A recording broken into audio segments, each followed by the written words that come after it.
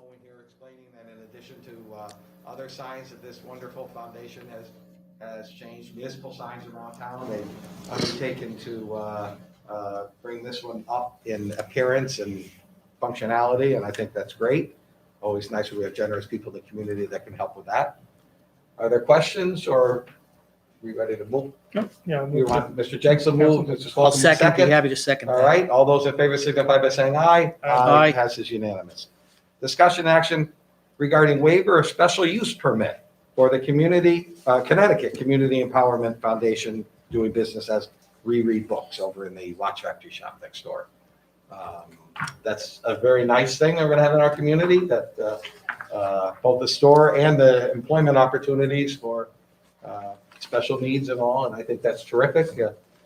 I would agree. I'll be happy to move that along, and I'd like a correction, if we can correct how we should state the name of that. Is it reread or reread?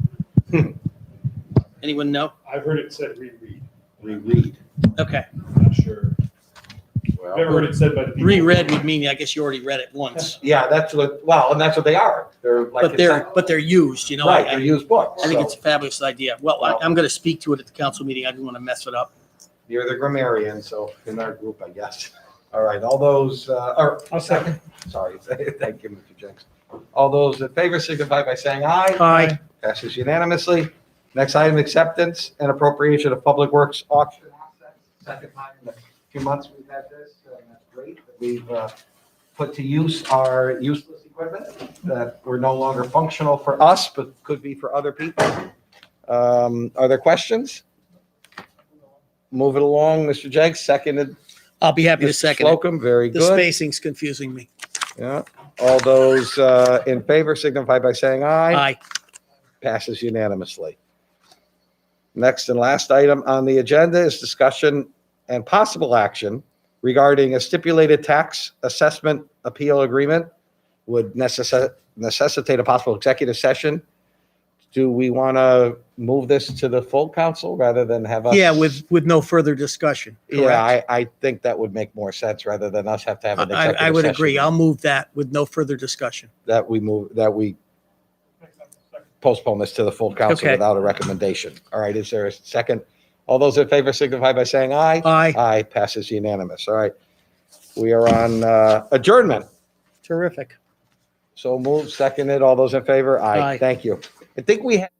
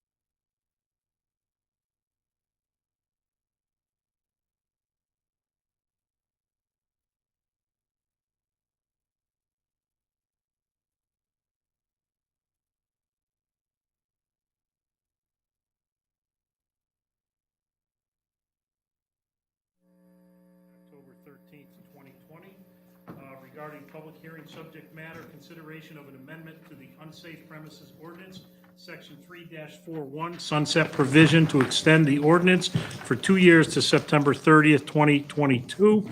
Roll call, Ms. Talbot?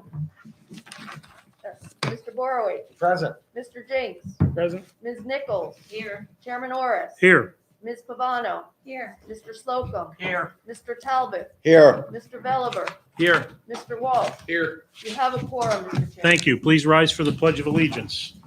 I pledge allegiance to the flag of the United States of America and to the republic for which it stands, one nation, under God, indivisible, with liberty and justice for all.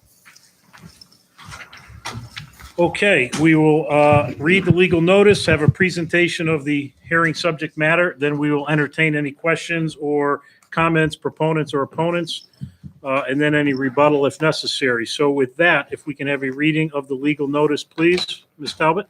Notice of public hearing consideration of amendment to unsafe premises ordinance. The Town Council of the Town of Cheshire will hold a public hearing on October 13th, 2020 at 7:00 p.m. to consider an amendment to the unsafe premises ordinance, section 3-41 sunset provision, to extend the ordinance for 2 years to September 30th, 2020. This meeting can be viewed live on YouTube or Channel 14. Public comments can be made virtually via email or by voice message prior to the meeting. Electors and citizens will be heard at the public hearing concerning this application dated at Cheshire, Connecticut, this 9th day of September, 2020. Thank you very much, Ms. Chairman. Talbot. At this point, we'll have a presentation of the hearing subject matter. Mr. Veliver? Thank you very much. Mr. Chairman, this ordinance was originally adopted, I believe, in 2018 and was then with a sunset provision of 1 year. It was renewed in 2019 and is now that provision sunset has reached again. And we're now looking to extend this important ordinance. This ordinance has been an important tool in the opportunities to help maintain safe premises in town and to help to be an important tool for the fire marshal as well as human services director and also other departments in town to help get an opportunity to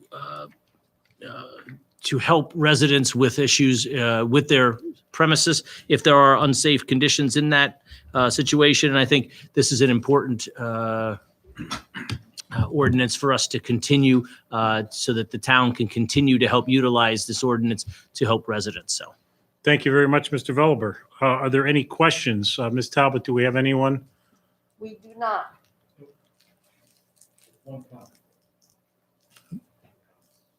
I don't have it. I can read it. It's in the And- comments section. And Sean, if you have any Oh, you comments open it or, to you. sorry, if there's any comments you want Oh, to chime in on. Then I can read it if you want.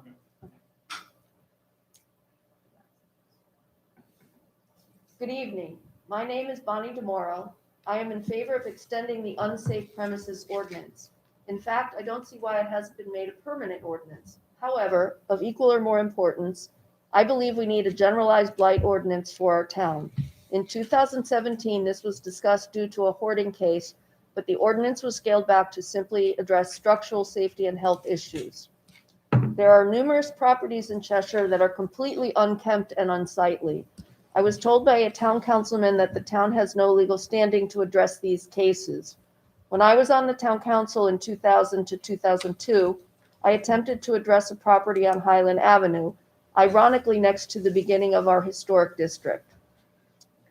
When I moved here in 1975, it was a mess, and to this day, no improvements have been made. The state put up a wall on the property, which the owner claimed blocked his view from the driveway. Unfortunately, it was removed. This property is an embarrassment to the entire town due to its prominent location. In 1993, I came upon another unsightly mess on Williamsburg Drive. I later learned this was owned by the same person as the Highland Avenue property. The exterior of the house and the front yard is, and has been, a mess with grass reaching a height of 4 feet in the summer. At one point years ago, there was unsightly construction equipment parked in the driveway for ages. New windows appeared years ago, but no other improvements.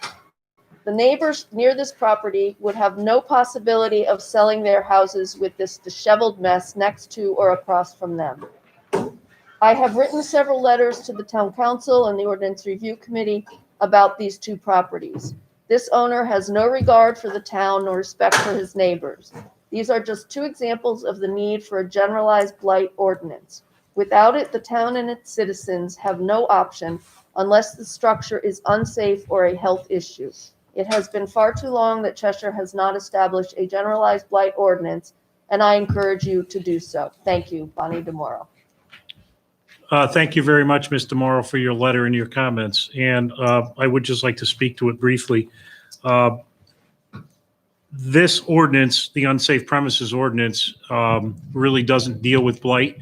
And I know that the ordinance committee has been looking at the blight issue and whether they would come back with a recommendation to add it to the unsafe premises ordinance or to create a separate blight ordinance is really the question. But I do know that it's in ordinance in Mr. Veliber's committee, which he chairs, for further consideration. And hopefully at some point soon, they will present something back to us for consideration. So thank you again, Mr. Morrow, for that letter. Any other questions or comments from members of the public on this matter? I see no other comments.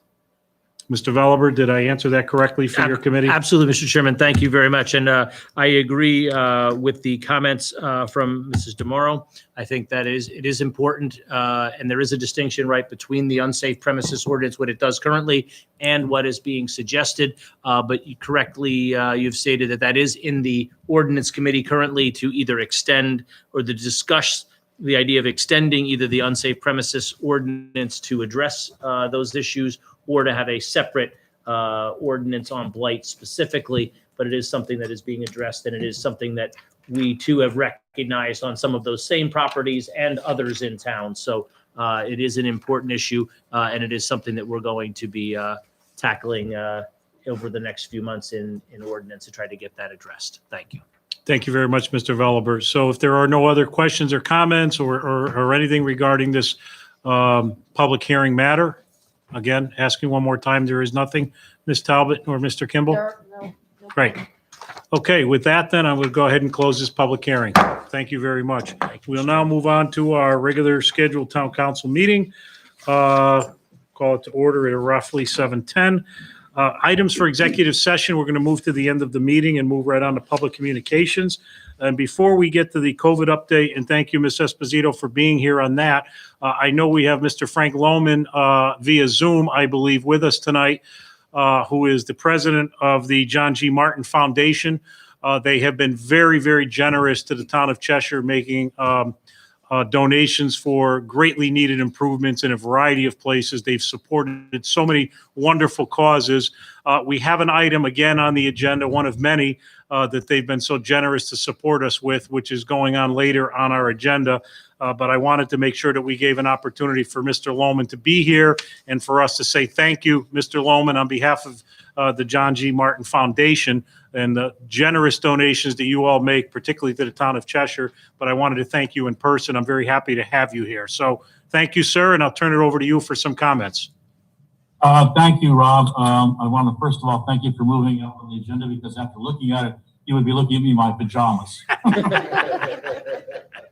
Anyway, I think, good evening, ladies and gentlemen. I think you all have met me somewhere along the line. I think, Sandy, you're the newest member, but you're the one that appointed me to the Cheshire Public Safety Commission. I am here tonight representing trustee and director and president of the John G. Martin Foundation of West Hartford, as Rob has already said. Last year, we gave a gift of $10,500 to put new signs at the Park and Rec, Bartland Park, Youth Services, and refurbish the Medal of Honor. And after that, we gave $5,000 to the Cheshire Special Olympics to support our two climbers of Mount Kilimanjaro. This year, it's the Cheshire Fire Department's turn. I started working with Chief Jack Kasner, whom I actually had never met, in January, only to be interrupted by COVID. And so we didn't get back together until July, when Mr. Kasner had found a sign for the Cheshire Fire Department on the internet. Well, the sign was gorgeous, multicolored, and it had granite posts. We initially talked about a sign with Connecticut Sign Crafter who did not have granite posts. But Mr. Kasner said, gee, I really like the granite posts. So I learned that Jack not only has a sense of humor, but he has exquisite taste. He knows what he likes, he knows what he wants, and we work together, and we have designed a sign, which I think you have in your packets. We do. Okay, it's 23 karat gold. It's multicolored. It has the Cheshire seal, and it is absolutely, as far as I'm concerned, positively beautiful. We took it to the beautification committee. We've taken it to zoning. We've gotten all our permits. We're ready to go. In conclusion, tonight I want to give a gift of $15,000 to the Cheshire Town of Cheshire and the Cheshire Fire Department for their gift account to pay for the installation and sign construction. It's actually $300 more than what we bought for quote for, but we're off and running, and hopefully we're going to get it done before the snow falls, because the granite posts weigh 650 pounds each. They must be placed, they're 11 feet tall, must be placed 4 feet, and they're 40 inches in the ground to prevent frost. So it's going to be a fun project. In conclusion, I want to add that Carol and I have been members of the town of Cheshire and residents of the town of Cheshire for over 42 years. But since my retirement, I have had the opportunity to deal with several people in town that I had never met. They are professional, they are very wonderful, and they make this town. John Bullock from Park and Rec, George Nowotny from Public Works, Michelle Piccarello from Human Services, Jordan Kimball from Town Manager's Office, Jerry Sitko, Director of Development. And you ready for this? Arnett, I can get it done, Calvin. Neil Drive, our Chief of Police, and now Jack Kasner. It is no wonder that this town ranks in the top 50 towns in the United States. And I think that I must really say that it is you guys at the town council where the ball starts and stops. You are to all be congratulated. Thank you. Thank you. Thank you. Mr. Lohman, once again, Frank, I guess I gotta be overly respectful tonight, but I know you as Frank, so I hope you don't mind if I call you Frank. Please do. Your generosity through this foundation is so greatly appreciated in the town of Cheshire. You have always worked so hard for this community, and while we thank the accolades that you've given to us as the town council, you are absolutely correct. The professionals that we have within the ranks of our staff are second to none in all of our opinions. And so I think the reason we are ranked where we are hopefully some good political decisions that we make as elected officials, but the fact that our staff carries them out so well, I agree with that. So thank you for recognizing all of them, because they do work really, really hard. I can tell you, Robert, to be recognized, it starts and stops with you guys up there. Well, thank you for saying that. We appreciate it. And I can tell you, Frank, looking at this picture, so the public will see it live, but it's tough to see here. It is absolutely beautiful. And these are the things that we would not be able to use taxpayer dollars to do, but go a long, long way to make our community beautiful, recognize the professionals that serve here in our community. And I can't thank you enough on behalf of the entire town and the town council for your continued generous donations. And I want to add one more thing, Frank. I also want to mention the signs that you supported getting that are around town that are saying, don't be a victim, to remind people in this community about the people breaking into cars.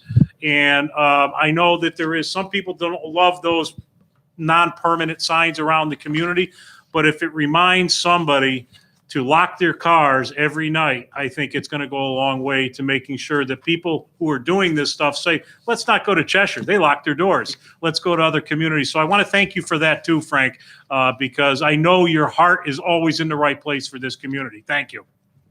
Rob, I got to say this about that. Is I've sent a letter to the Cheshire Herald, which obviously in this political environment doesn't get well received to publish, but I also have to thank your Councilman Don Walsh and his Lights of Hope people. Without them, we couldn't have put them up.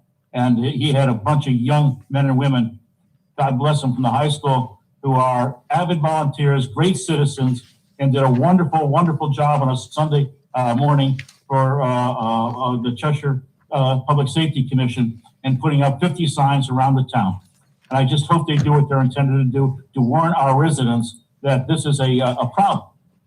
It's a real problem. We've got a 300% increase in car break-ins and thefts, and we've got to stop it. So, and our public has got to be aware that it helps if you lock your car, take your keys, and remove your belongings. Yeah. But anyway, thank you, and we'll see if it maybe has an impact in the next 6 months. Well, I'm sure it will, and thank you again for your generosity and the generosity of the John G. Martin Foundation. We can't do all these things without people like you in that foundation, so thanks again, Mr. Lawman. Good night, guys. Thank you very much, and good luck. Thank you. Appreciate Thank you you. stopping in tonight. Okay, with that, we're going to continue on public communications, and we're going to have a COVID-19 update from our Chesapeake Health Director, Maura Esposito. Maura, thank you so much for being here tonight. As I said to you a minute ago, I didn't expect to have you live here. I know you and your staff have been working around the clock, and I appreciate the fact that you were so quick and willing to come to this. I know you didn't have time to put a formal presentation together. That is not what we wanted. We are just hopeful that you can kind of give us an update so that we can share it with the community of what's going on.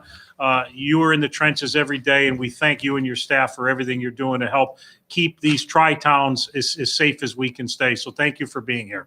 Well, thank you for the opportunity, because even though the invitation, we want to be getting this message out to the public as best as we can, because it's all about prevention, and that's the only tools that we have at this point. So I've handed out two handouts. I'm going to bullet some points, and then I'm sure that you probably have more questions. I haven't seen you since March, so a lot has happened since March. In February, I was warning you this was coming, and now we're trying to hopefully near the end. I'm hopeful. So Chesapeake has been contact tracing since March 26th. That's when we received our very first case. We've interviewed over 496 cases. 228 of those were here in Cheshire. Our last residential fatality was on May 27th. We're working very closely with our two nursing homes, Elam and Cheshire Rehab. We've had 44 cases at Elam with 14 fatalities and 2 at Cheshire Rehab. We've had 3 group home outbreaks, 2 of them in early April, and just this past week, we've had, unfortunately, 2 fatalities in those instances. We've seen the trend go from older cases in the beginning to young adults in August to presently the 20 to 40-year-olds. The past 2 weeks, we have conducted contact tracing for close to and exceeding 275 people. We've assisted all walks of life businesses ranging from restaurants, salons, daycares, to organize events such as fireworks, road races, tennis tournaments, and much, much more, such as camps and sporting events. We've informed and guided all of these ventures through phase 1, 2, and now 3. We've trained and worked with all the schools, both private and public, nurses, in preparation of the school reopening. We are currently experiencing positive cases infiltrating our school systems and working very closely with the principals, the school nurses, and the superintendents to help them make an informed decision and direction based on cases and exposures. I'm just going to give you, I'm not sure if you all are aware of what's going on in town, but over the weekend, we learned that we did have a Highland Elementary School positive case in the classroom.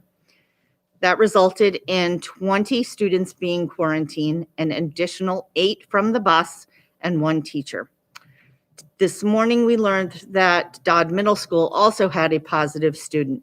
At this time, the student, we only have 8 quarantined. I want to remind parents that when you are out sick, it is the policy that upon returning to school, you have a few things to do. You can test yourself, and what we're asking for is a PCR test. That's a molecular test that actually looks at the DNA. If that test is positive, we're going to go a different direction. But if it's negative, you need to give that to the nurse prior to showing up to school. We had that instance, and it's been happening throughout the state. But I just wanted to give you, talk about the example in a minute. Lastly, and most importantly, my staff of 7 plus 2 admins have worked tirelessly through this pandemic. Both Kate, Susan, and I have not had a vacation, taken a weekend off, and we are so looking forward to the COVID vaccination so we can rest. As the lead health agency for Demas Region 2, we're gearing up for vaccination of our critical workforces. Those include the health staff, our newly formed MRC, our public health MRC members, our EMS, our police, our fire, our government workers, and our teachers. Chesapeake is currently looking for a full-time nurse to help support this activity, and we're working very closely to find a medical director with a local resource. What I wanted to explain to you is how, when contact tracing happens. As you may be aware, we've had a few instances up in Waterbury where several of the first responders and high-ranking officials had tested positive. When you contact trace, you're finding out who they have been in contact with within 6 feet and with a cumulative of 15 minutes. We have many of those first responders living in our 3 communities. So one of them, this is not in our town, but it is a case that we're following. One case resulted in 2 positive kids. It resulted in 20 classroom students, 7 teachers, 11 bus kids, 10 soccer, 8 football, and 12 basketball players getting put on quarantine. We learned today, just 2 days out into it, that the ref, which I clearly had asked about at the football game when I was interviewing them, has now come down with positive, and he's in the high school, which is resulting in another 70 students to quarantine.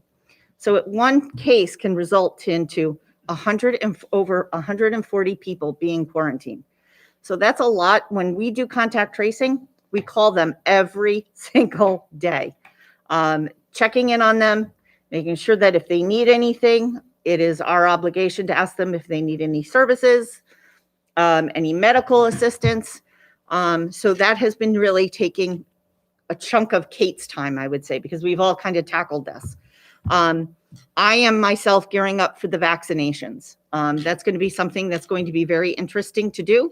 But as you saw, we did our flu clinic on the green last week, and it was a success. Getting those people through on a car, they have their hands out, boom, they get the shot and they move them along.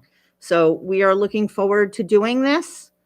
And I figured I'd take any questions. Sure, Tim? Thank you, Maura. I just had a question on when one is quarantined, say the 20 students that were quarantined, are they obligated to be tested? They do not have to be tested. They are quarantined because we know that they have come exposure, and we know that from exposure day 1 to 14, they can test positive anytime in that 14 days. So when we talk to them, unfortunately, we're usually getting them on day 7, and they've already done things. So we always say to them, we have testing now available. It's really easy. I've gone through it a couple of times. Go get tested, get a PCR test for a sense of peace of what has happened before you knew.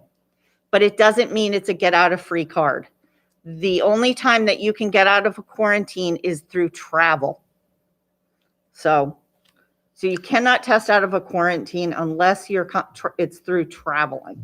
So as a follow-on question, because I recalled you stating about the kids going back to school and they would have to have a test. Yes. Is that someone who had tested positive, like the first party who had tested positive? If they test positive, we would find out and that person would be quarantined. Right. But if you can come back to school, you have to produce a test that says negative, or you have to produce a letter from your physician that clearly gives what we call an alternate diagnosis. It can't say it's something else. You have to be specific. And we've already had a situation where the doctor had said that he was fine, and a day later he tested positive. So it's very tricky, especially the symptoms. All of the symptoms mimic the flu. But after 14 days, Yep. they don't have to be tested. Nope. Okay, fine. Because there's a little bit of overlap there, and I just wanted to be clear in my understanding. Yep. Thank you. So Tim, I might be able to help with that. Those kids being identified in quarantine are well kids. They're going to be well. That's what Maura was referring to is the school policy, or let's say your kid comes down with sniffles or headache or a sore throat, but that kid can't come back. That's not a quarantine situation. That kid can't come back to the classroom now Correct. without a positive. Okay, fine. Yes, Gotcha. Now I understand. Symptomatic. Yes, on versus- September 22nd, I actually had presented to all the superintendents my policy, because we had been given word that if you were going to do, it clearly just says you can test. Well, there's two types of tests. There's the antigen, there's the PCR. We know the antigen, which is the quick one that you're getting in and out within 15 minutes. That has a very high false negative results. So I clearly stated that there was just no way I wanted that coming back into the schools, because I didn't want people infiltrating that were falsely identified. Thank you. Sure. The PCR test that you talk about, is normally takes what, 2 days, 3 days to get? Yes, I just had mine and I got mine at Mid-State last week and it took 2 days. And in Cheshire, what's the closest place in Cheshire where people can go to get this test? And do they normally need their doctors to approve it first, or? You have to check definite places. Some places do require it. Right now, the CVS down on South Main does it, PCR, and also the Go Urgent Health does it. Mid-State does it. What I like about Mid-State is you don't need any referral from your doctor, and they do children. Okay. So it's really easy. You just drive up, you show them your license, and they move you in. I was in and out of there in less than 10 minutes. It's a drive-through? Mm-hmm.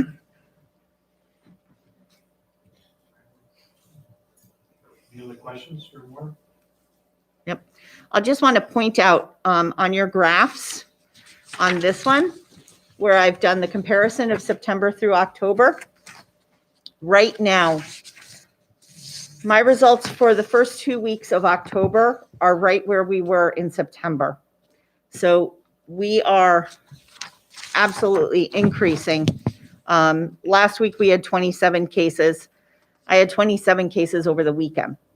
So we are definitely, people are getting tested. I think that public health, sometimes we do our jobs too good. Now that we're doing all the contact tracing and reaching out, people are going out and getting tested, and they are finding out, there's many people who are asymptomatic where you are not showing any symptoms and you do have it. So I think that we're doing a good job there, but it's a lot of work. And I've been providing the trend lines, and you can see we're going up.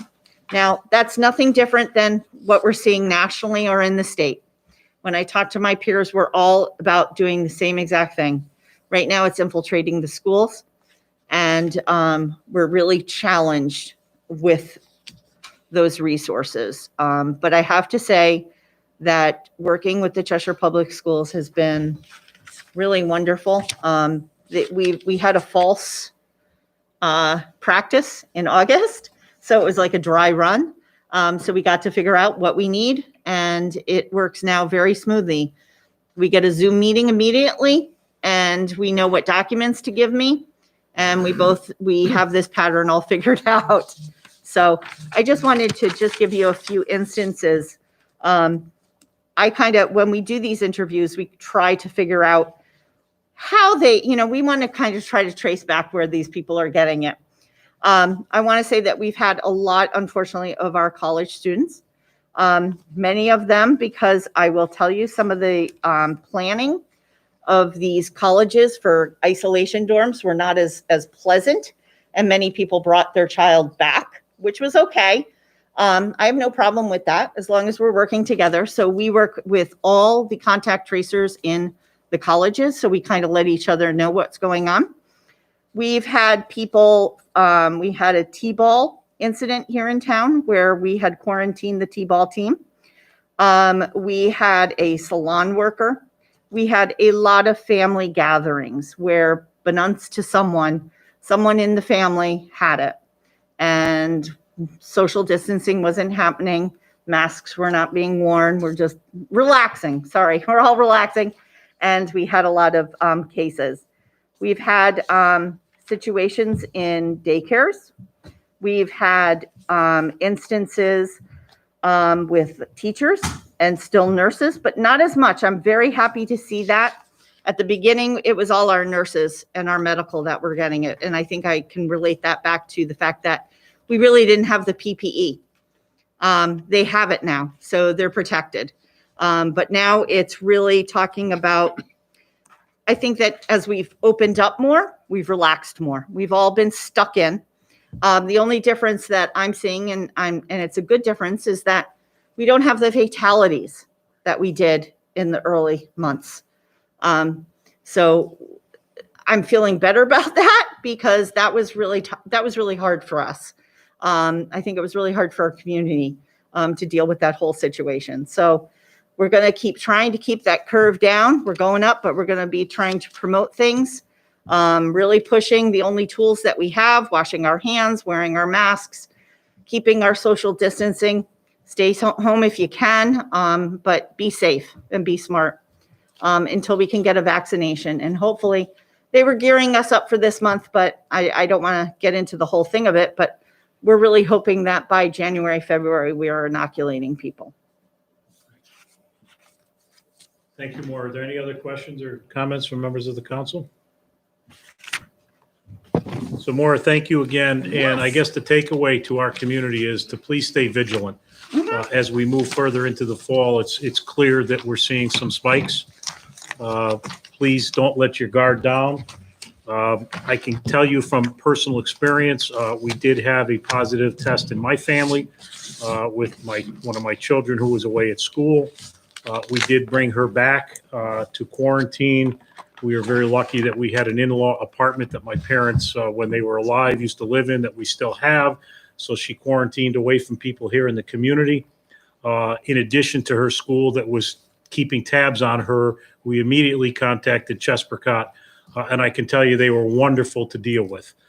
They stayed in constant communication with my daughter to ensure, number one, she was doing okay, and number two, that we were doing all we could to make sure she was keeping the rest of the community safe.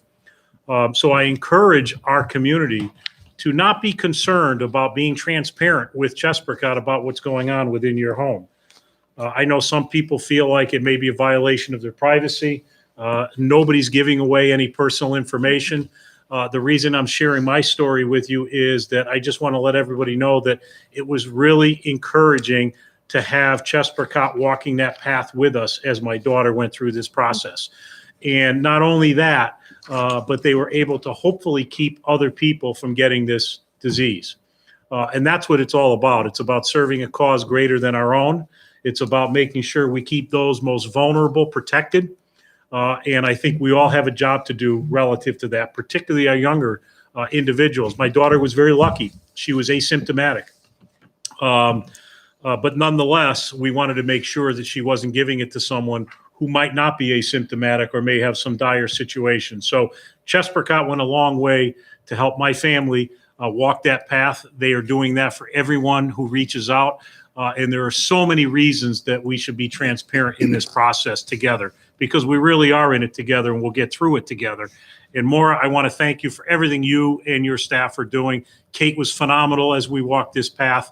And your host staff is always ultra professional. Thank you. And I look forward to the day that you have a weekend off too. I'm going away for a month when But this is thank done. thank you for everything you're doing. Well, thank you very much, and I'm glad I was here, but people, I'm going home now. It's going to be an early morning. So I'm sorry to I can give see. you that diatribe of my personal story, but I think it's important to understand that we all have our part to play and that the kids think they're invincible. And maybe they are to a certain extent, but it's not just about them. It's about the others that they may infect that may not be invincible. And that's what we're here for. So thank you, Maura. Yep, thank you, everybody, and have a good night. Thank you, you too. Okay, we're going to continue with public comments, assuming we have any. Ms. Talbot, anything from the community? There are no new comments.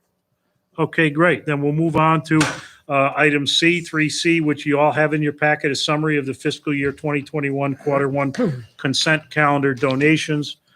As you can see, and as we continue through COVID, there are just a number of generous donations that this community keeps giving. A number of them are earmarked towards COVID-19 assistance. Very generous donations by many, many people. So it's great that we have this summary because it just continues to underscore, the work that this community does together and the donations and the selflessness that they always have in donating to good causes. So are there any questions or comments on this from members of the council?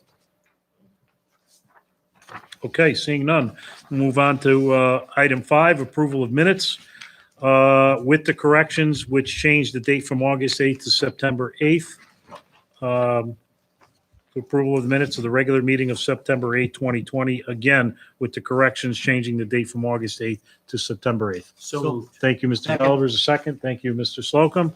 Any questions or comments on these minutes? Seeing none, I'll call for a vote. All those in favor? Motion passes unanimously. Thank you. Move on to the consent calendar. Mr. Barry. Mr. Chairman, be it resolved that the town council approves resolution 101320-1. Be resolved that the town council approves the consent calendar for October 13th, 2020 as follows, with very generous donations again from our community stepping forward. As you just noted, $9,300 we had listed for up through September. This is another $2,600 just for in donations just for the month of September, for October, to be included for October. So very generous. Very impressive. And again, at a time when a lot of people are hurting financially. So it's important that we underscore the fact that in spite of the personal issues that are going on, people continue to give very generously. So we thank them for that. Any questions or comments on the consent calendar? Thank you. Thank you. I appreciate that. Thank you, Mr. Slocum. Any other questions or comments on that? No? Seeing none, I'll call for a vote. All those in favor? Motion passed unanimously. We're going to move on to new business. 9A, discussion and possible action regarding consideration of an amendment to extend the unsafe premises ordinance. Mr. Veliver. Thank you, Mr. Chairman. Be it resolved, the town council approves resolution 101320-2. Be it resolved that pursuant to the recommendation of the Ordinance Review Committee, the town council approves an extension to the unsafe premises ordinance, section 3-41, sunset clause as follows. 11, sunset provision. This ordinance shall no longer be valid 24 months after its effective date. This amendment shall be effective October 1, 2020. This amendment is effective October 1st, 2020. Second. Thank you, Mr. Veliver. Thank you, Mr. Talbot. Mr. Veliver? Thank you very much. As we discussed at the public hearing earlier this evening, this is simply an extension of the sunset provision for the unsafe premises ordinance, and which has been a successful ordinance so far. Thank you. Thank you, Mr. Veliver. Any questions or comments? Mr. Slocum? There was a public comment during the public hearing, and the Bonnie DeMuro stated in her comment that she thought this should be, except not sunsetting. Right. In other words, we should consider that. And while we can't do that now at this moment, my question for you as chair of the ordinance committee that's actually looking into a blight ordinance, Right. will you be considering that in your deliberations and coming forward with a recommendation that would include that consideration? Yes, I think that was a very good recommendation. I think originally we had talked about sunsetting this ordinance just to see how it worked, but also with the concept that there may be future changes to the ordinance itself. And ultimately, yes, as we go forward, we will be making recommendations potentially not only on this ordinance, but on potential blight ordinance as well. And if we go forward with that, one of the concepts might be to eliminate the sunset provision of this ordinance. Thank you. Thank you, Mr. Slocum. Any other questions or comments from members of the council? Seeing none. Okay, with that, I'll call for a vote. All those in favor? Aye. Motion passed unanimously. Thank you. We're going to move on to 9B, acceptance and appropriation of a $15,000 donation from John G. Martin Foundation to the Fire Department gift account for new signage at the Maple Ave Fire Headquarters. Mr. Barry. Mr. Chairman, thank you. Be resolved that the town council approves resolution 101320-3. Be resolved that the town council accepts and appropriates a $15,000 donation from the John G. Martin Foundation to the Fire Department gift account for a new sign at Fire Department headquarters. Thank you, Mr. Barry. Second. Thank you, Mr. Veliver, or Mr. Slocum. Mr. Veliver, I caught you first. Okay, Mr. Barry. Mr. Chairman, just a comment, with the foundation and Mr. Lohman have been very generous to this town for many, many years. I've known him for over 40 years, and his generosity to the town and organizations that he's involved in and helped to send us. We may be having to call him the sign man because he's making sure we look good as we drive up Route 10 and informed because he's helping with the Public Safety Commission and their signage. So as you brought up as well. So I think we owe a debt of gratitude to him, as you said. We do. They've people given like a that lot. that The make this a food great pantry town. and so many other things that Yes. this foundation's been very generous. So thank you for bringing that up again.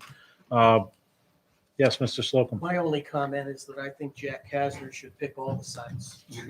Do you like what he picked? If we get them donated. It's a great sign. It is beautiful.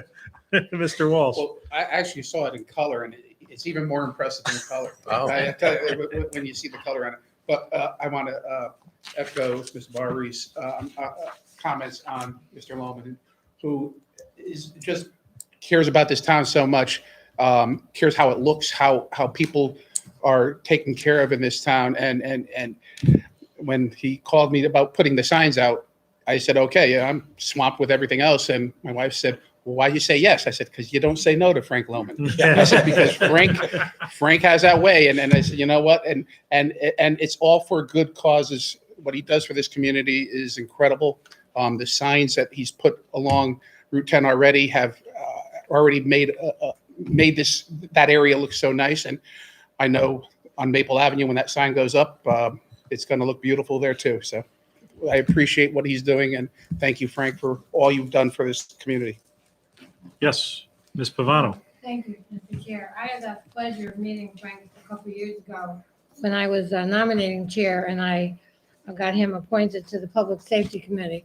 But he's an example of what Cheshire is all about, and because he gives to this wonderful town, and we are a wonderful town because we have so many people like Frank. But I want to thank Frank for being such a wonderful human being and just a wonderful person. Thank you, Frank.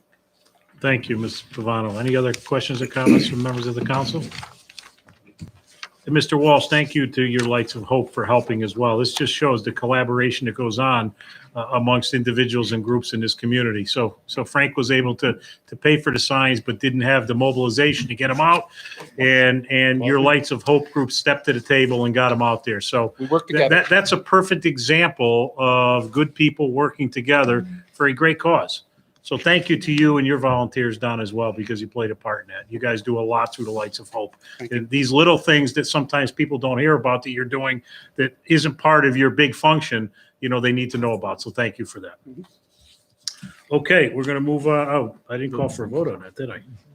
With that, I'm going to call for a vote. All those in favor? Motion passes unanimously. You know me, when I get gabbing, I forget about process. Okay, we're going to move on to 9C, discussion of possible action regarding the waiver of special use permit fee for the Connecticut Community Empowerment Foundation doing business as Reread Books. Mr. Slocum. Thank you, Mr. Chairman. Be it resolved, the town council approves resolution 101320-4. Be resolved, the town council waives the special permit fee for the Connecticut Community Empowerment Foundation's nonprofit bookstore and special needs training facility Bless you. at 104 Elm Street in the Watch Factory. Thank you, Mr. Slocum. Do we have a second? Thank you, Ms. Nichols. Mr. Slocum.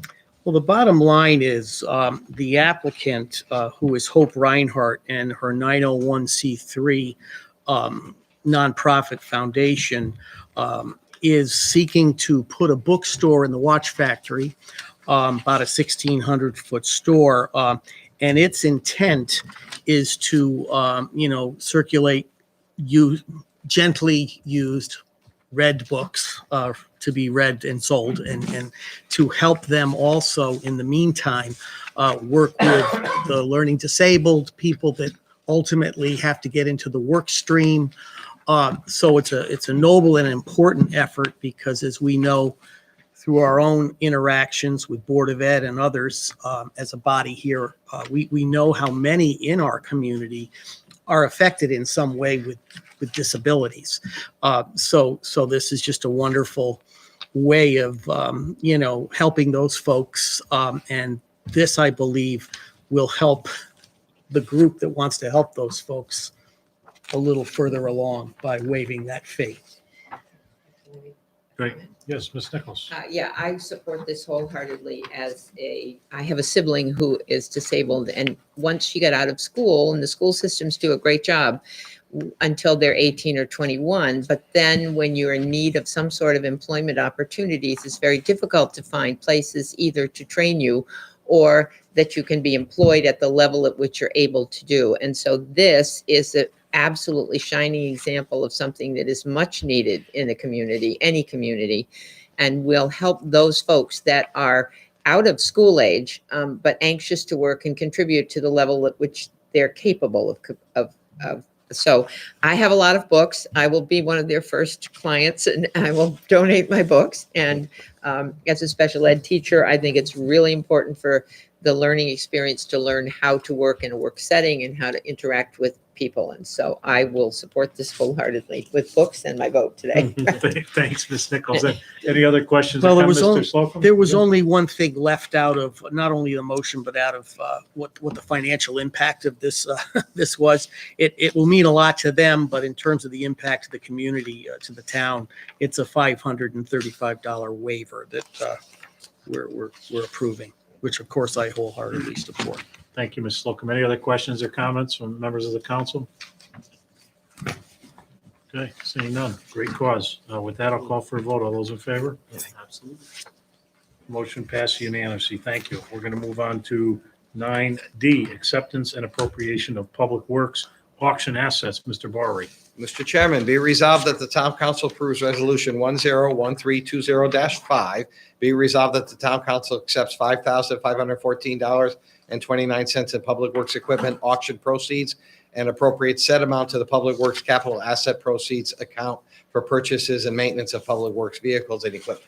Thank you, Mr. Barry. Thank you, Mr. Slocum. Mr. Barry, back to Mr. you, sir. Chairman, yes, the Budget Committee unanimously recommended this to the council, and it dovetails with, a couple months ago, we did a similar thing. Equipment that is non-working or non-usable for the public works, for being good stewards, management staff is being good stewards of our assets and making sure that we get some value for them and turn them into dollars that we can then use to help with maintenance or procurement of other materials that are needed.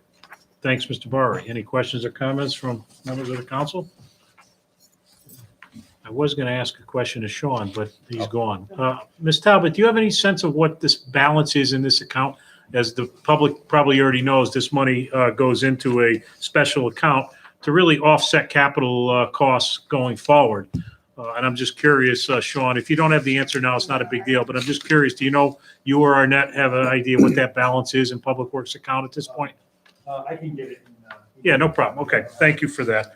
But you know, to the public's knowledge on this, we've had substantial dollars go through this account to offset future capital projects, which is very beneficial to taxpayers. So I'm really happy that we do this and that we get some real benefit, and it goes back to Public Works for their benefit as well. So I really support this kind of stuff. And I know we've talked about maybe doing it in some other areas as well, and I would certainly look forward to discussing that. But with that, call for a vote. All those in favor? Aye. Motion passes unanimously. Thank you. 9E, discussion regarding School Modernization Committee extension of deadline for report and recommendations. Ms. Nichols?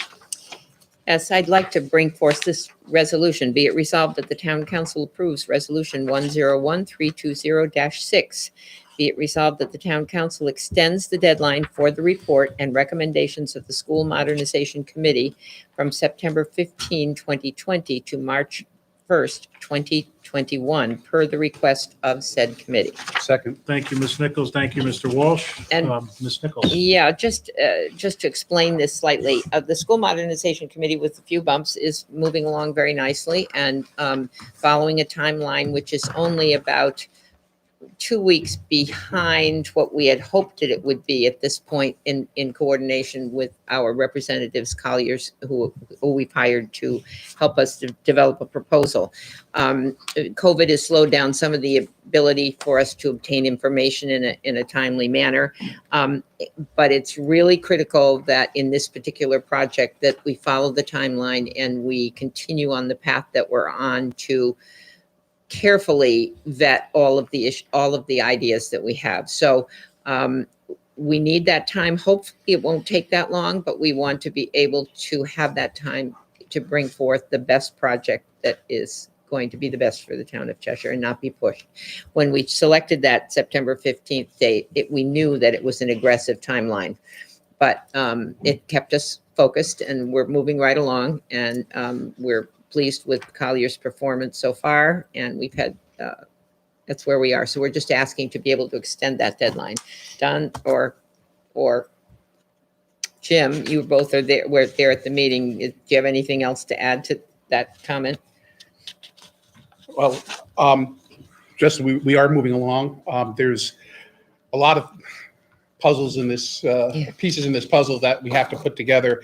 And, we don't want to put the cart before the horse here. So it's going to take, it's going to take a little bit longer. And I think it's to the benefit of making sure that when they do come to the council, we do have a good proposal that we can put forward versus trying to rush into something.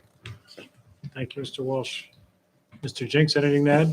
Not really. I think that the plan is for them to present some options to us in first of January, was it, or early I January? think so, by Yeah. January, yeah. So then obviously there'll be a lot of work for the committee to do between then and middle of March. Thank you, Mr. Slocum. Question, comment? Just a question. I know there's not a lot of meat on the bone at this point for discussion at this meeting, but could you just, if it's feasible or possible, just to inform us and the public what the process after the first might be, the 1st of March, that is? Would there be a presentation to the council, to the Board of Education, and then it goes to point A, point B, point C? Do you have a sense of that, or is that all part of the puzzle? It's a big puzzle, but what we're trying to do is to get all the basic information about the infrastructures of the buildings that we have, the enrollment studies that are there, the costs of maintaining those structures and how that all works, and come up with a basic plan as to what we think might be a viable option, and we have to work with the state. What is an acronym about the state board that determines what kind of reimbursements we get? So we need to present to them what our pie in the sky idea is, and the state will come back and say, no, this won't be covered, but this will be, and this is how much. So once we get that general description, I think it's the committee's thought is to present a general proposal and then divide the project into segments. So we have a long-term proposal over the next 5 years or 10 years or whatever time frame is, and separate it out into projects in that time period. And then we will come to you with those projects individually as they come. I believe that's kind of where we're headed at this point. We've toured schools, we've looked at things. It certainly has to go to the Board of Ed before it will come here. So, one of the things that the good news is that Colliers has looked at most of our school buildings are more to renovate versus, replace. So I think that's on the good side where it could save us a lot of money and could get things done. That's early on in this movement, but it's something that, we don't need to replace 6 buildings in this town, which is good to know for all of us taxpayers. But I think they're gonna present to us. We're gonna have to come up with what do we want to do first, and that's going to be the tricky part. Is what do we feel is the first thing we need to get done, and put them in order of that, ranking it. And I think that's what's going to take some time. So.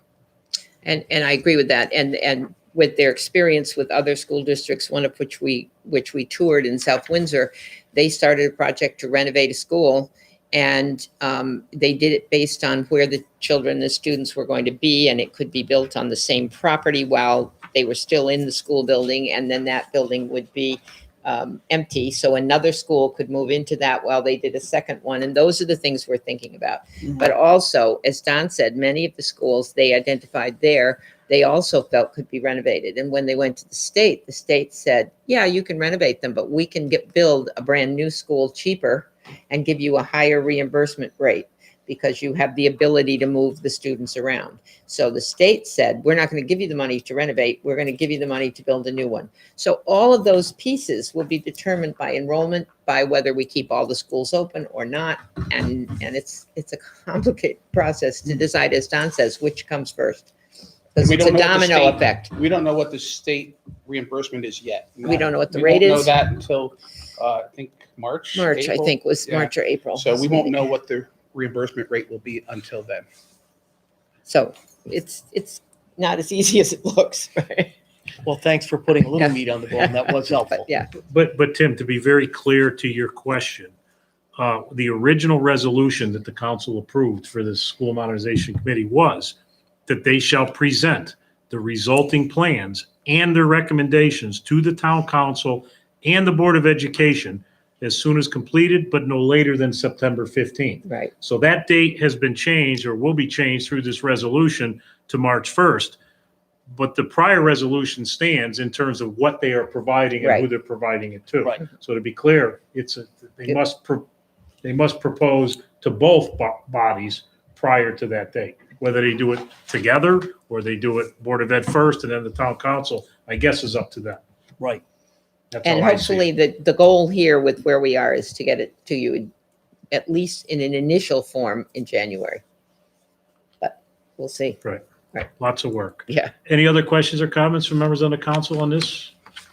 I would just Sabari? note that at the meeting also, I'm not speaking out of turn, I'm not a member of the committee, but you can correct me, but I watched the meeting. Mm-hmm. They also talked about the fact that we do have to work together. We know that. The mayor just said that very clearly. But the Board of Ed has to also approve it first before it can come to the town council as an actual plan. But I would like to recognize that we have to work together. Absolutely.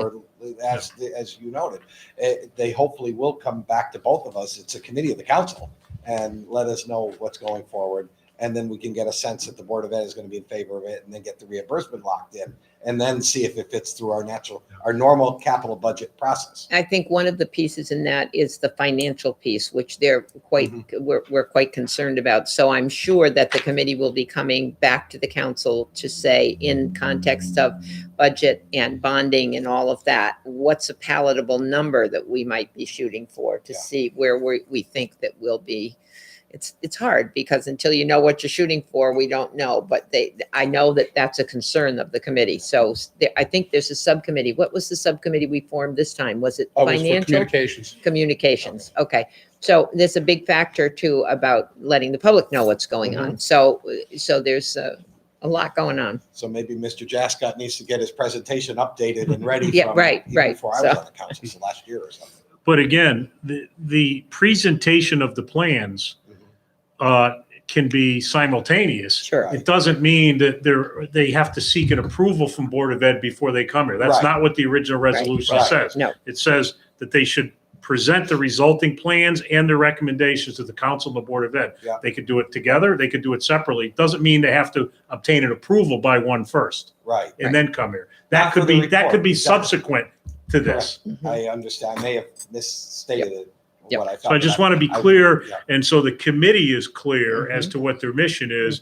It's important that they understand exactly what the town council approved, so that they're not going off and, seeking an approval, let's say, from a body that they don't need to seek. That's not what this resolution asks for. It asks for them presenting their proposals to both of us. And how they do that is really up to them.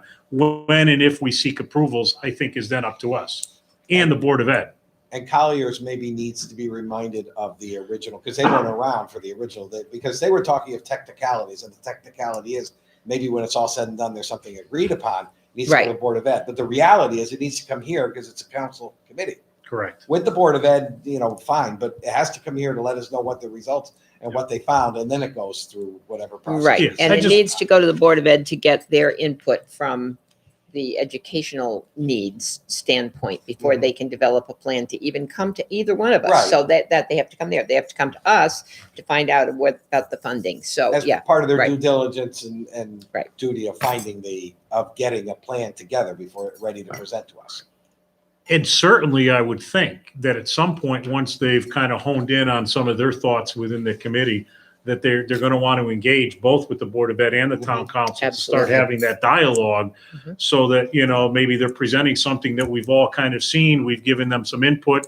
The collaboration, I think, by all involved is going to be critical to the success of getting this thing done. Yeah. So hopefully we'll start seeing that. And I Well, I think, believe they to did- Jim's point, that was a January kind of goal, Yeah. was to be able to have something put together. Was that not correct? Isn't that the way we understood it? Yeah. That's the way I understood it. I understood we were going to give Colliers some sort of direction soon as far as maybe what our options, Right. what our options might be, whether it's the middle school, high school, whatever. Yep. And then early January, they would give us sort of a harder set of options for us to then move forward with as a community. So from there, the Discuss. SMC, from there, the SMC then goes to the Board of Ed and goes to the council and starts to talk to the public about it. Right. And then by March 1st, they have something for us to vote on. There was discussion about inviting the Board of Ed to our next meeting too, Mhm, yeah. to discuss some of those needs. So I believe they might be at our next meeting or they're Yeah, going to be. and I invited. think the intent is to do the same kind of a thing with the council at some point in time.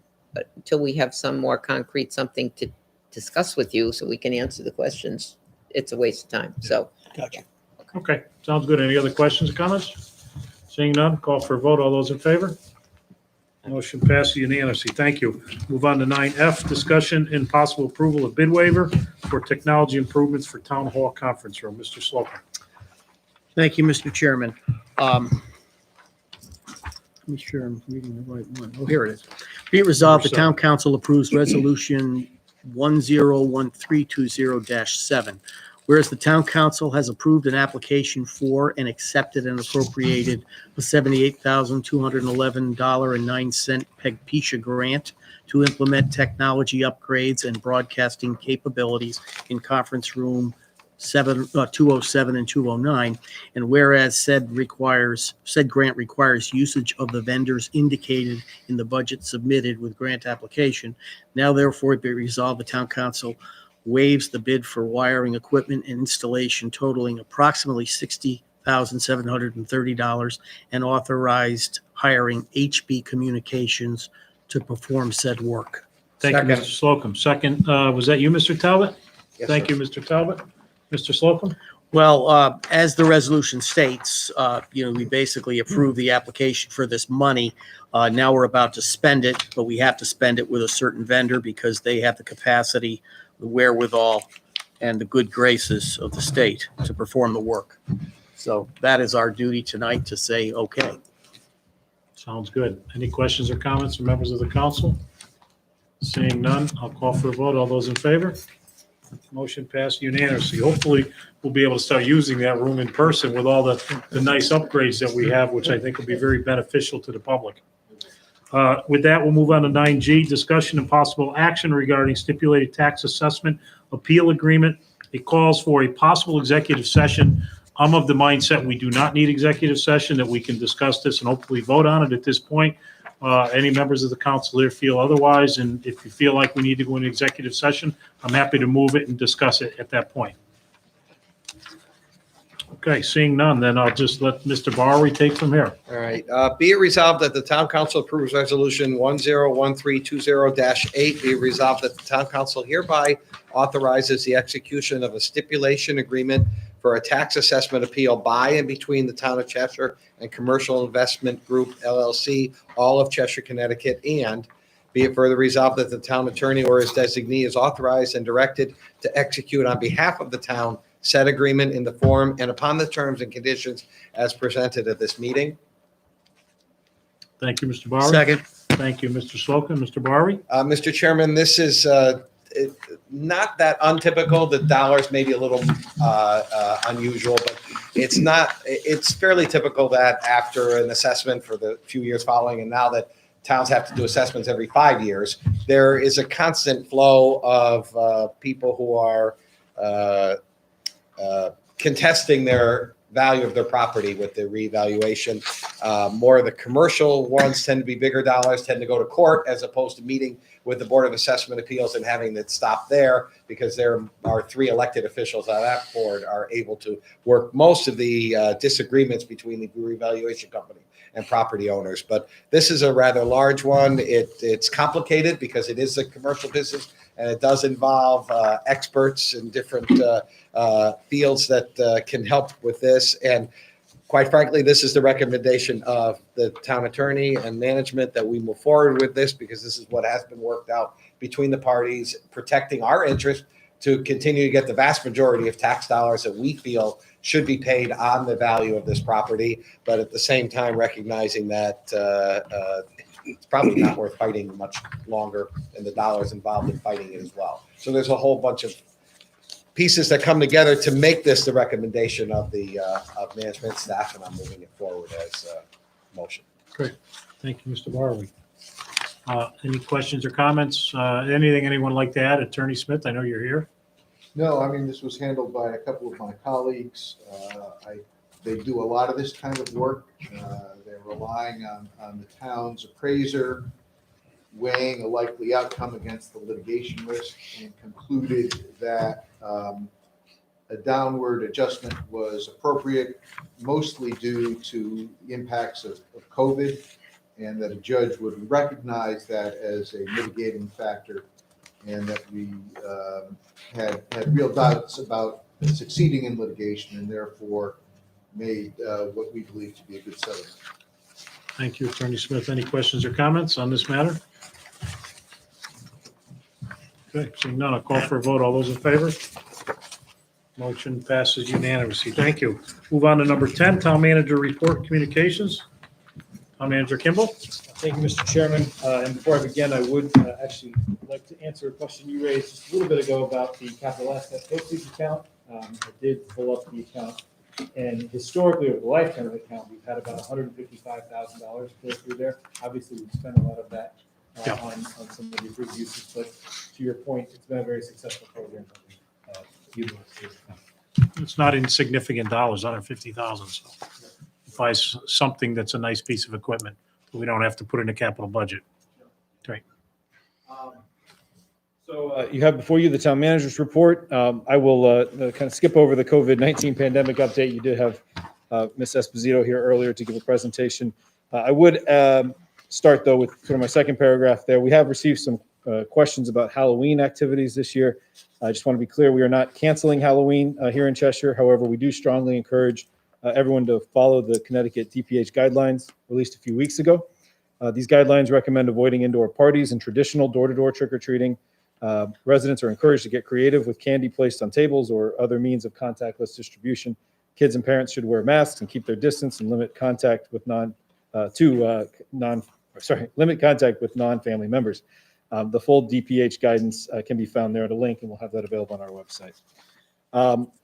Speaking of Halloween, a couple of Recreation Department offerings. The Get Pumped Halloween event. Families can register online and have staff deliver and hide small pumpkins and decorating supplies in your front yard. Delivery will be on October 20th before the school day is over, and registration is available again on our website. And also Halloween recreation bags are available for purchase online with a variety of supplies, games, Halloween activities, treats, and crafts. Just an update on the community pool, which I know we're all monitoring very closely, especially given the current COVID capacity restrictions. We're having weekly discussions about monitoring revenues and expenditures. And again, as we've concluded the first quarter, our revenues have totaled $88,500, which is about $80,000 less than in recent years. Should this trend continue, we would see a revenue shortfall in the community pool fund of about $200,000 when you compare to what we budgeted. So obviously this is bearing a lot of attention for us. Expenditures are projecting slight favorability, but however, the staffing requirements remain similar despite the decreased capacity that the pool can handle. So as such, I don't currently foresee significant expenditure savings to make up that deficit. We also did experience some damage to the pool's UV sterilization system due to the power failure during the August storm.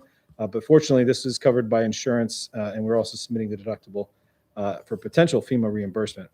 But again, I just want to reiterate, we are reviewing a variety of operational options, and I want the council just to be aware of these issues as we strategize. Again, not unlike many businesses, we're struggling in the COVID environment for how a facility like the pool can function, and we're hoping to find some good solutions here going forward. Last Thursday, we promoted Lieutenant Fred Jortner to be our Deputy Chief of the Cheshire Police Department. Fred is a 17-year veteran of the department. He holds a master's degree in management and organizational leadership. He also graduated from both the FBI National Academy in Quantico, Virginia, and the Command Officers Development Course at the Southern Police Institute in Louisville, Kentucky. Congratulations to Deputy Chief Jortner, and I thank him for stepping into this important leadership role. A few public works updates. The townwide brush collection from the August tropical storm was completed as of today. A report will be forthcoming, but less overtime was used compared to the estimates, and overall cost was substantially less than originally budgeted. Leaf collection will be beginning November 2nd and running through December 11th. The West Johnson Bridge superstructure replacement was completed on schedule earlier in the month.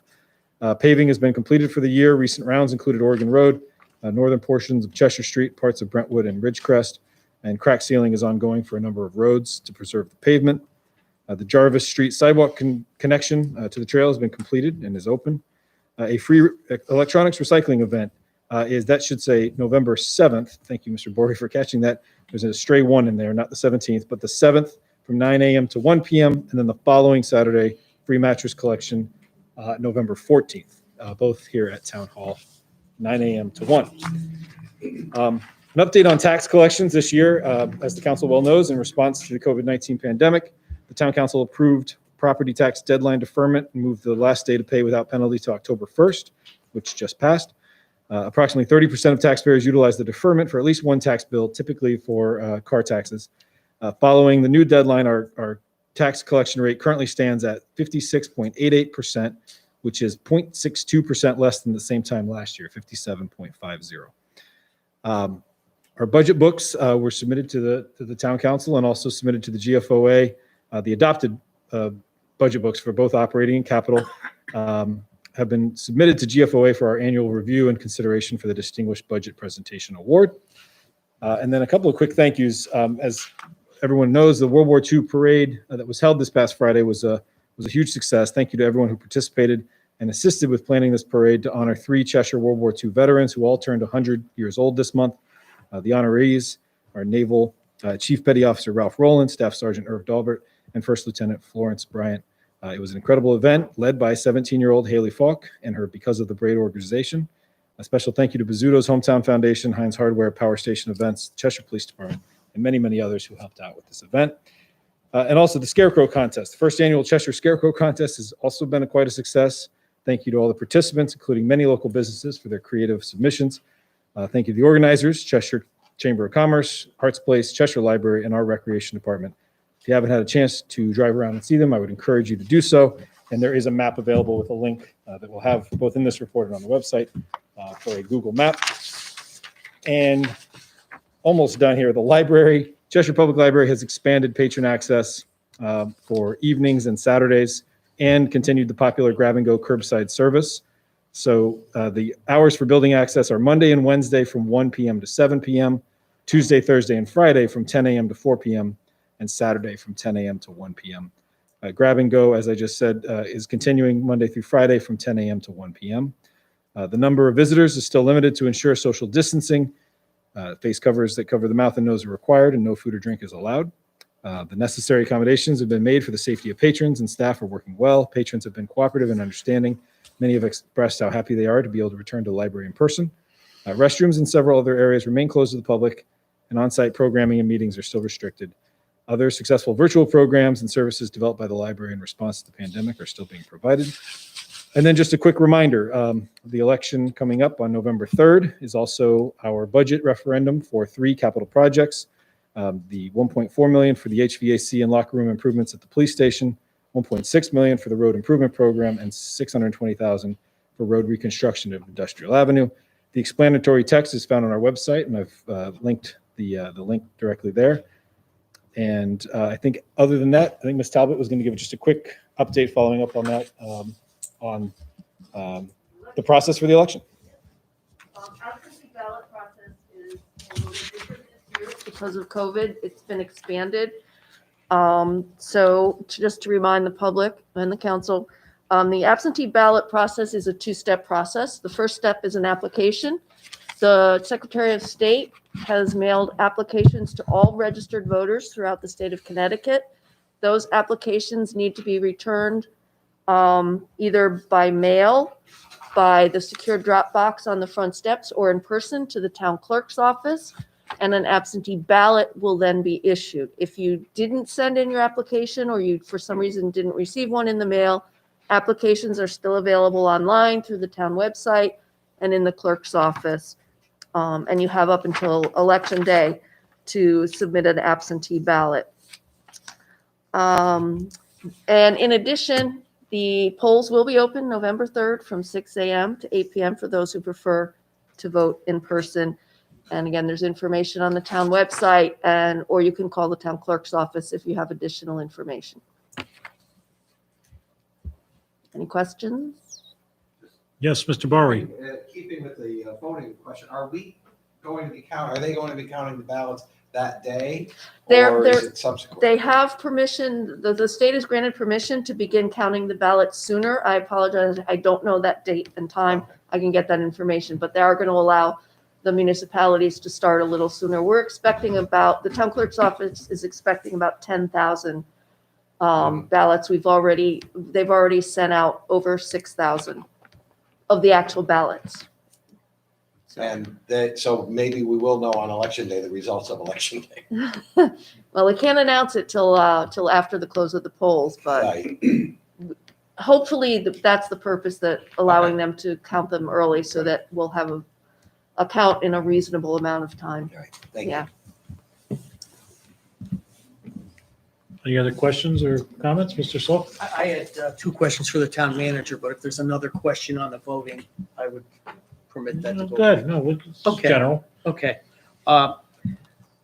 Sean, I think it's unreasonable to not permit members of the public to use public restrooms in our facilities if they're allowed in the facilities. I just think it should be given some consideration. I know if I'm a shopper in a store, they have allowed their bathrooms available to the public. And I just want that to be considered. You don't have to provide me an answer, but I think it's an imposition on the public, myself included. And then another question has to do with the town's website. I know that there has been great effort put into improvements being made to the town website. I previewed some of them. I'm requesting that all improvements to the website be published, and if it's incomplete, so be it. I've seen some pretty nice jazzy improvements. They've been previewed at my request. It's probably been within the last year. And for whatever reason, it's not ready for prime time. I guess it could be amended, but I think we should get the town website up and running. I know it's up and running now, but we've been complaining about it for a long time. And I, for one, am tired of waiting. So that's just me. Thank you. Sure. So with respect to the bathrooms question, and I appreciate the feedback, we have worked with Chespercott on their guidance for our bathrooms. We don't have a cleaning crew, as folks are aware, that works during the day. There are requirements with respect to how often you clean and sanitize a public bathroom. It's possible some of those other establishments have the ability to clean and sanitize after each use. They do, obviously. But we will take that under advisement, and I appreciate the feedback. And we'll certainly do what we can. We're trying to again, keep it as open and available to folks, and also keep everyone safe, as safe as we possibly can. And we also are not encouraging people to stay in the library for the length of time they typically do. So that's also part of the effort here, is that, in normal times, we love when people stay, and sometimes it's for 6, 7, and 8 hours to converse and read and share the newspaper together. And unfortunately, we're just not able to do that. So part of that has been that strategy. But I appreciate the feedback, and we'll continue to look at that. Thank you. And then with respect to the website, there have been a series of delays, unfortunately, in launching. And certainly COVID hasn't helped, but it's not an excuse. I will say the consultant that was working with us through the Apex organization actually left. They were subcontracted with Apex, and they left us sort of in the lurch. They left Apex's fold, if you will. And so now we've had to get a replacement person to help with that final rollout, which I believe we were just discussing this a week and a half ago. Hopefully we'll be able to push that through in the next few months or before the end of the year. But I share your desire to get the website up and running. I too have seen previews of it, and it's makes a lot of improvements in areas we really need them. So it's definitely a priority for us. Well, I know the website is not a reason the town was number 28 in Money Magazine. But again, it's still a functioning website, so it's not the end of the world for the public. Maybe we could have been 27. Yeah, who knows? Thank you. Any other questions or comments on anything? Mr. Walsh? I just want to echo the remarks by Sean about the World War II parade. Haley Falk and her group did a wonderful job. I think seeing a 17-year-old girl put that much effort into something for people who are 100 years old, it's heartwarming to see the youth getting together with the elderly and understanding what they meant to this country. And to have 3 members all turn 100 in 1 month who all served in World War II was amazing. And I think it was a great outpouring of people throughout town for the parade. I know, Rob, you went on it, and from what I heard, when they drove by the schools and everything, it was great. I think the route they did past the schools and everything was great to show the kids this is what it was like 75 years ago, or whatever. I mean, it's just very heartwarming to see that. So I commend her and her group for what they did. Thank you, Mr. Walsh. Any other questions or comments from members of the council on anything? A couple things from me, Sean. I'd like to underscore a couple things that you referenced. First and foremost, I want to congratulate Deputy Chief Jointner in his new position. His depth of experience and commitment to this community is going to serve us very, very well. And I'm very happy that they stayed within the organization, chose him. He's very experienced. He loves this community. He served with distinction for many, many years, and I think it was a great selection. So I congratulate Deputy Chief Jointner on that promotion.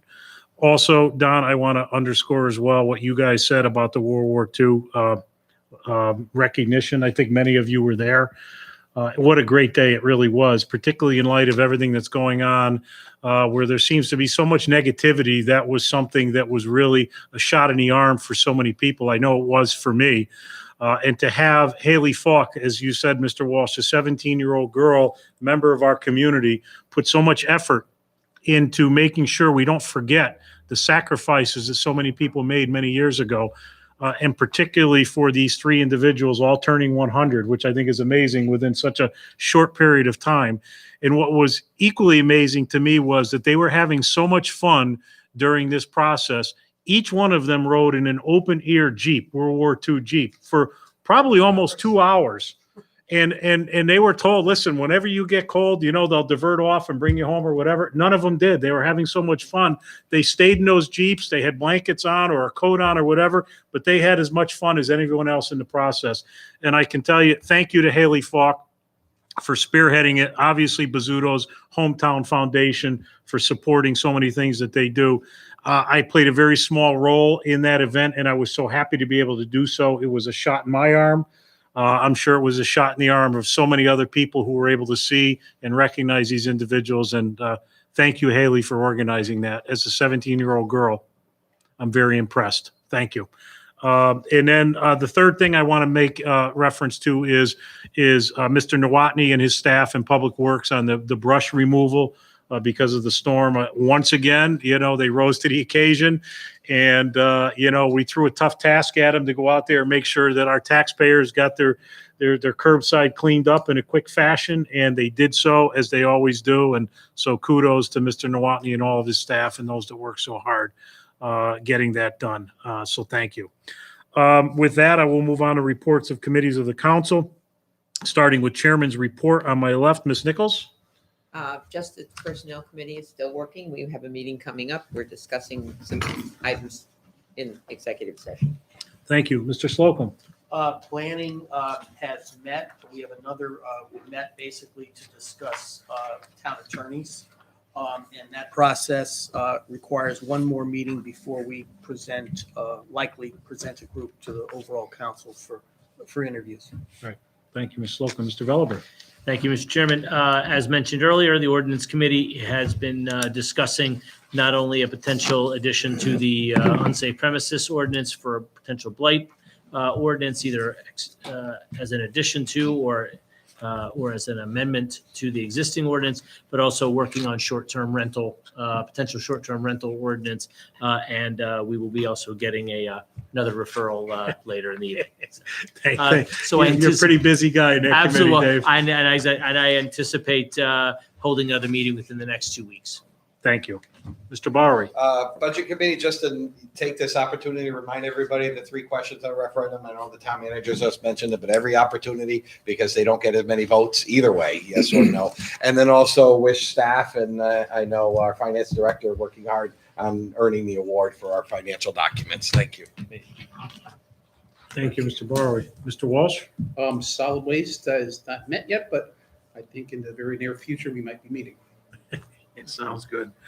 I have a couple of referrals, so the items below are hereby referred to the committees indicated for the review and recommendation.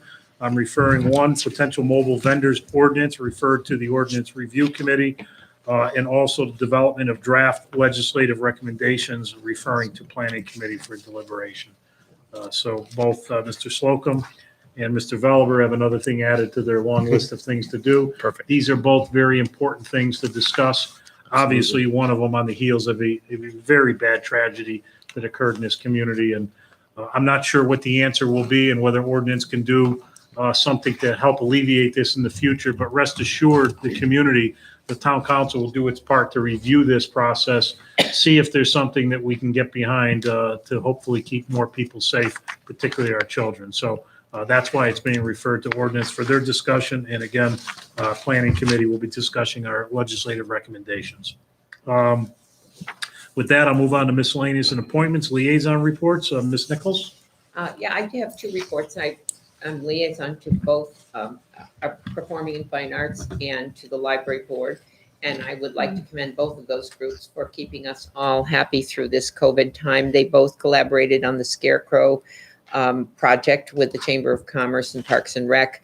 They're both doing virtual programs in their respective venues, and in the library's gotten open now, so that's a good thing, and they'll be open as we progress. So watch their individual websites to find out what's going on, because they have new things going on all the time. And I'm so glad that I am not able to work right now because of COVID, because that gives me time to attend all these meetings. Thank you, Ms. Nichols. Mr. Slocum? No report. Mr. Veliver? I just want to mention, we had earlier spoken about the reuse and the bookstore that's going in and out at the Watch Factory. And I believe that their application before the Planning and Zoning Commission as liaison is tomorrow evening. So if anyone's interested in that, the Planning and Zoning Commission will be taking up their special permit application, I believe, tomorrow night at their meeting. And that's my report. Thank you. Mr. Bowery? Economic Development Commission met and had a report from the Executive Vice President of Hartford Health and got an update, the building here and other facilities around town. Great. Mr. Talbot? No report. Mr. Jinks? Sure. So the beautification committee is working on a project to improve and update the corner of Cheshire Park above where the tennis courts are. Right now, it's kind of that corner looks in rough shape. The plan is for some trees there, and then hopefully nice kind of spot clean out the area there. Also, they're working on a plan to do a little bit of plantings in front of the pool entryway. Public safety, no report. We talked about earlier the signs that are around town, the 50 or so signs that are put out to help people, to remind them to lock their cars.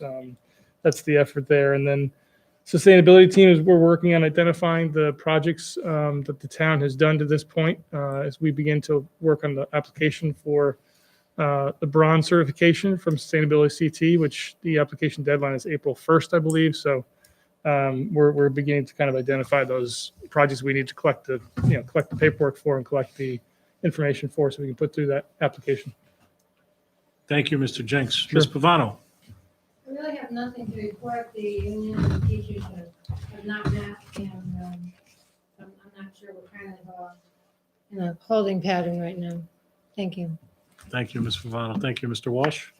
Cheshire Housing Authority met, is sitting on their meetings, they're very well-run meetings. They finished up their butterfly garden in front of, to beautify the area, in front of some of the buildings. It looks really nice. They're almost full capacity on everything, and everything else seemed to be going along smoothly.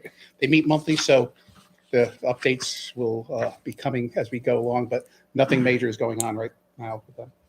Great. Thank you, Mr. Walsh. We'll move on to 12B, appointments to boards and commissions. Ms. Nichols, anything?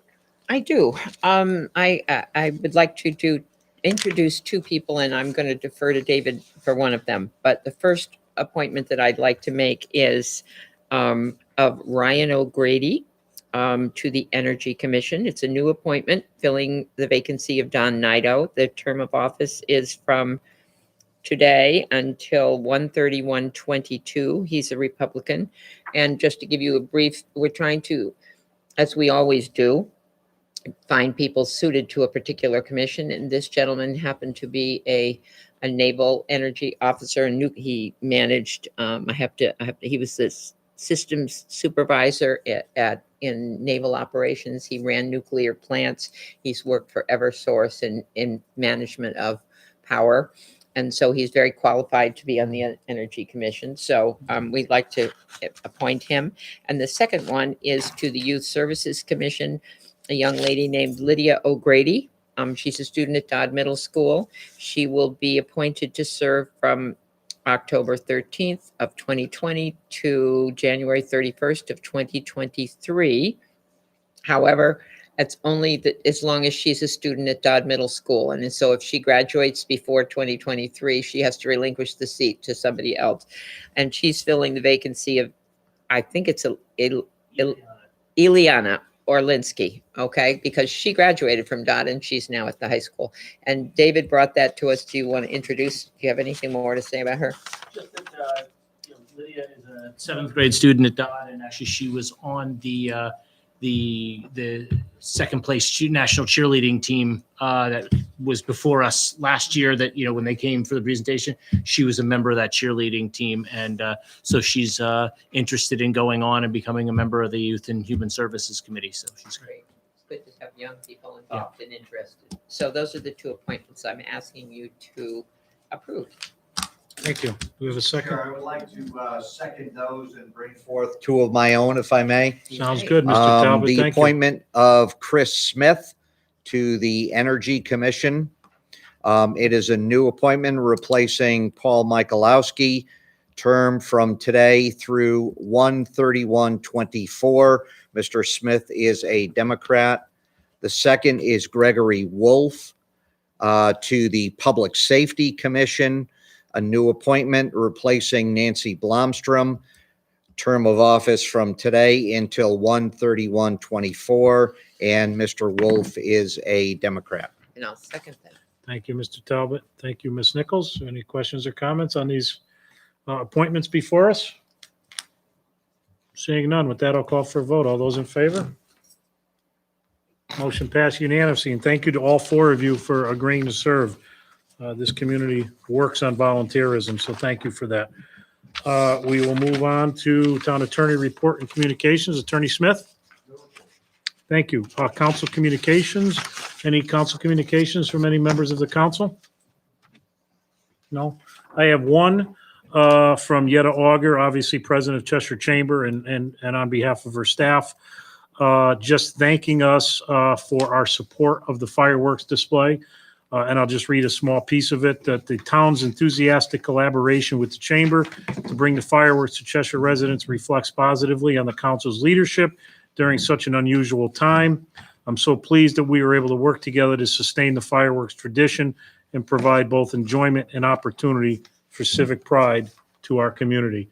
I know that was an important event for a lot of people. We all missed the Fall Festival, which is really kind of one of our big cameo events where our community can get out and rub elbows together and say hello and market their businesses and eat and drink and have some good time. And we weren't able to do that. But I will tell you, I was at the fireworks display, and in concert with Chess Percat, they did a great job. Everyone was social distancing. They had their boxes within which they had to kind of maintain their family group with, or whoever they came with. Everybody adhered to that. It was a phenomenal fireworks display. And while it wasn't the full Fall Festival, it was certainly something that I think everybody enjoyed. So thank you, Yetta, to her staff and everyone who supported it. And I'm glad it happened. So thank you. With that, I have nothing else other than to go back to executive session to include contract negotiations, labor negotiations, and personnel matters. So I'll seek a motion to go into executive session to include our town attorney, our town manager, our assistant town manager, Mr. Jaskat, you? No? He's dying to go home. So if I can get a motion, entertain to go into executive session for those three people. Thank you, Mr. Slocum. Thank you, Mr. Jinks. All those in favor? Motion passes unanimously. Thank you.